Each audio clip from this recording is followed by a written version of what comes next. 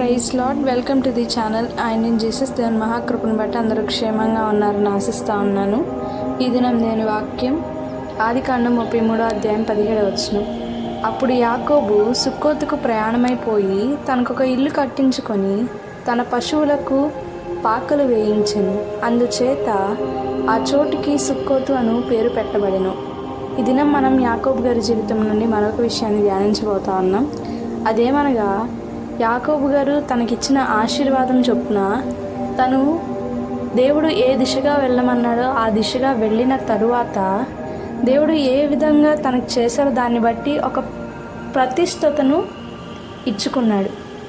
మరి మన జీవితాలు ఏ విధంగా ఉన్నాయి? దేవుడు మనకు ఆశీర్వాదం ఇచ్చాక ఆయనకి ఒక దినాన్నైనా ప్రతిష్ఠించగలుగుతా ఉన్నామా?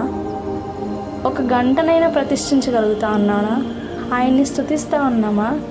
మనల్ని మనం ప్రశ్నించుకుందాం. ఈ దినమందు దేవుడు మనకు అనేకమైన ఆశీర్వాదాలను, అనేకమైన ఇరుకు మార్గం గుండా నడిపించి గొప్ప విజయాన్ని కలుగు చేసిన తరువాత మనం ఏ విధంగా ఉన్నాం?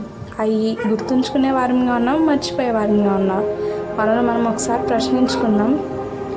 దేవుడు ఈ కొద్ది మాటలు దీవించును గాక. ప్రార్థించుకుందాం. మమ్మల్ని మిక్కిలిగా ప్రేమించిన మా ప్రియ పరలోకపు తండ్రి, ఎందుకు అర్హత లేని మమ్మల్ని ఎన్నుకొని నీ కృపను బట్టి ఇంతవరకు నడిపించిన విధానాన్ని బట్టి మీకే కృతజ్ఞతాస్తుతులు చెల్లిస్తూ ఉన్నాం తండ్రి. దేవాన్ని కొరకు మేము ప్రతిష్ఠించుకునే గొప్ప భాగ్యం అనుగ్రహించండి. మేము చేసిన అవిధేయతలను దయతో మన్నించండి. మీరు చేసిన గొప్ప కార్యములను బట్టి మీకు కృతజ్ఞతాస్తుతులు అనుదినము చెల్లించే వారంగా మీరే సహాయం చేసి నడిపించండి.